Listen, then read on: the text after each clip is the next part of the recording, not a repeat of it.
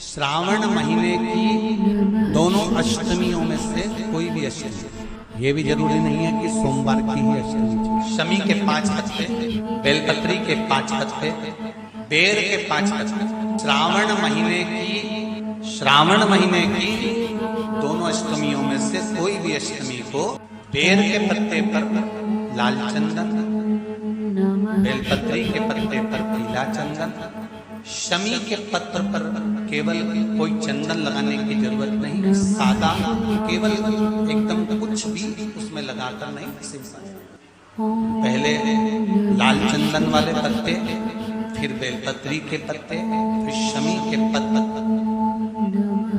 शिवलिंग के ऊपर समर्पित कर उसको उठाकर वापस लाकर बेलपत्री के पेड़ के नीचे ही 1 लोटा जल समर्पित कर पहले पत्ते चढ़ा देंगे, फिर लोटा भर जल समर्पित कर